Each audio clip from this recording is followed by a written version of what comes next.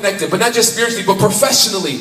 We also want to move forward. Professionally, we don't want just a career or a job. But I don't know about you, but how many of you want your professional life to be like fulfillment and to be something meaningful, to make a difference, to make impact. But not just professionally, but in relationships. We want healthy relationships. We want intimacy. We want fellowship. We want communion. Financially, we want financial independence. Hello, somebody.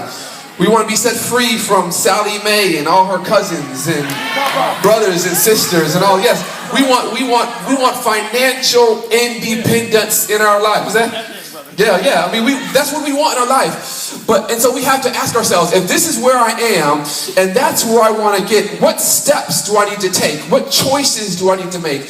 What decisions have to be made in order for me to move forward, for me to progress to that point where my life becomes a life of impact, where I'm no longer just moving through life without touching anyone, without impacting anyone, without making a difference in my... How do we move forward? What decisions, what choices, what strategies must we choose to accomplish our dreams, our aspirations, our goals? Now, I would suggest that some are of the opinion that if you want to move forward in life, spiritually you want to move forward, professionally you want to move forward, relationships you want to move forward, financially you want to move forward, within your career, within your job, within your life, your calling, you want to move forward. Some are of the opinion that in order to move forward, the thing that we need to do is just add more to our life. And so if we just add more, so you don't want religion, you want a relationship. And so in order to have a relationship, you need more prayer and more Bible study and more church. Professionally, you want more impact. You don't want just a career, but you want fulfillment. So you need more education and more school. The relationships, you want to have healthy relationships, and so you need more communication and more dialogue and more good friendships. And finances, you don't want to be in debt, so you need more budgets. And some would be of the opinion that if we just add more to our life, that somehow if we add more, that will propel us forward to allow us to reach our goal. However, I just want to suggest to you that the answer is not simply in adding more. The answer is not just, well, if I have more prayer, then somehow I'll become this spiritual person. Or if I have more education, then somehow I'll experience professional fulfillment. Or if I have more communication, somehow I'll have better relationships. The answer is not just in more. I firmly believe that the answer is not in more, but the answer is in you understanding and me understanding that our identity, that who we are, has more to do with where we go than what we do. Your progress in life, don't think that your impact in life, don't think that your forward movement, that your success, that the spiritual heights that you will climb to are going to be rooted in the things that you have done. Do not take confidence in the flesh. And then Paul, he calls the roll. Paul says, don't take confidence in the flesh. Philippians 3 and verse 3. He says, put no confidence in the flesh. Verse 4, because if someone thinks that they have reason to put confidence in the flesh, he says, I have more.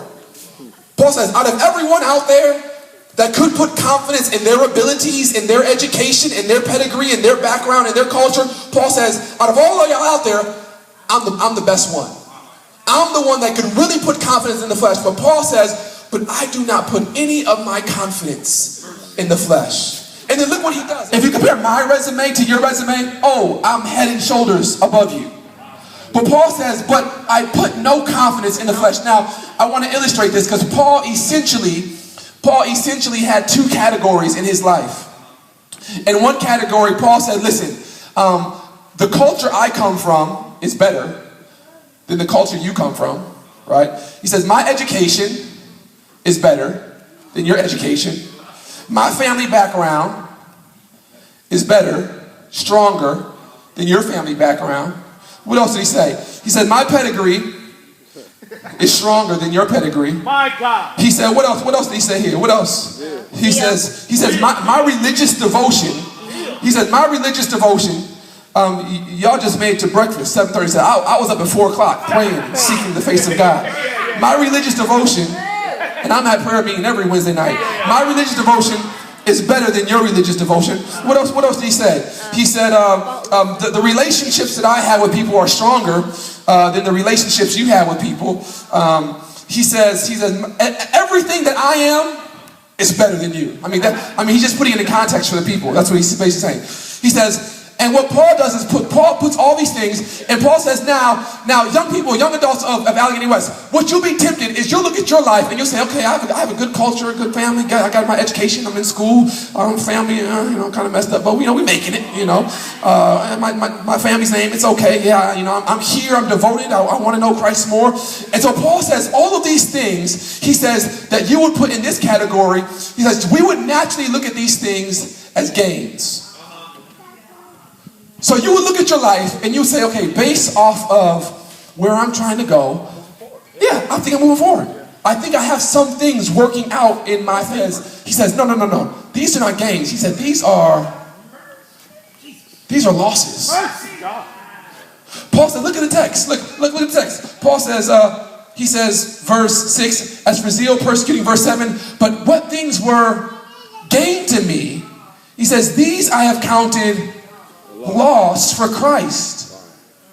Paul says, there's a whole list of things, and some may be led to believe that your success in life, some in here may be led to believe that your success in life is somehow based on how much you have, or how many things are listed in your win category. But Paul says, but I don't want you to be fooled, because I want to let you know that all these things that you would think are gains are actually losses. And the only thing that he says is in my gain category is to know Christ. He said, that's it. I don't want you to experience an educated man. I don't want you to experience a religious man. When you experience my presence, I want you to experience the power of God's resurrection. But he doesn't stop there. He says, I want you to experience the power of his resurrection. I want you to know that my fellowship is with his suffering. So that I actually take joy in actually fellowshipping with God, and not just with him, but if Christ suffered, then guess what? I take joy in suffering. That's why Paul can say in Galatians, I've been shipwrecked, I've been beaten, I've been stoned, I've been cast asunder. All these things have happened to me. But he says, listen, it means nothing. I count it all joy. Paul's essentially saying, I want to know Christ, big picture, and this gets broken down. I want the power of his resurrection flowing out of me. I want the fellowship of his suffering to be the fellowship that I'm constantly around. So I want to be conformed to his death, so that when you encounter me, my identity is rooted in the life and the death of Jesus Christ. Trials to come our way. Touch your neighbors, that God allows trials. Come on, now give them a high five, that God allows trials. I testify. You might have been through some stuff. You've heard some of your testimony already. Faith recognizes God allows you to get in certain situations because there's something he's trying to get out of you. So we get that. Number two, when we look at Joseph's life, number one is God allows us to go through stuff because he's trying to get some stuff out of us. Number two, now remember, we're looking at everything through the lens of what? Through faith. Number two, we recognize that when we're going through trials, as Joseph did, that we should not try to take our life in our own hands. So if you look at Joseph's life, Joseph eventually was elevated to captain of the guard, not the captain of the guard, but Potiphar was kind of captain of the guard. Joseph was like ruler over Potiphar's estate. Now what blows my mind that Joseph is in second command, like it's Potiphar and then it's Joseph. In my mind, I'm naturally thinking, okay, if Joseph really wanted to escape, he could. Wow. Right? Because no one, Joseph didn't answer to anyone. I mean, he answered to Potiphar, but half the time Potiphar was gone in Egypt, dealing with Pharaoh. And so most of the time, Joseph is the one that everyone answers to. So in my mind, I'm just thinking, okay, you were a slave, you were taken from your family. Why did you not run, Joseph? Like, if that was me, I would look for the first opportunity, and I would have got a horse in the middle of the night, and I would have, I'm out. And I would have went back to my father, and I would have snitched on all my brothers.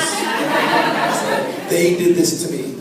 Take them all out. I mean, that's me thinking, but Joseph didn't do that. Why? Through the lens of faith, what kept Joseph in Potiphar's house when Joseph could have left? Say it again. Is it possible that Joseph believed it was where God wanted him to be? Mercy. Lesson number 2, faith recognizes that where I am is where God wants me to be. Why does it? Because faith sees that God exists. And if God exists, that means God is sovereign. And if God is sovereign, that means nothing happens in my life that God did not know about. And if God knew about it, that means that God allowed it or God ordained it. One of the two. He might not have ordained it, but when it crossed his death, he said, okay, this trial is coming upon my child. I give it my stamp of approval, and God allows it. I mean, look at Job, for example. We talked about that earlier. I mean, all these things happened to Job, not because God ordained them, but because God allowed them. But Job stayed right there in the bosom of the Father because Job recognized, hey, God, the Lord giveth, and the Lord taketh away. I was young as I mean, Job recognizes that, listen, naked I came into this world, and naked I will leave.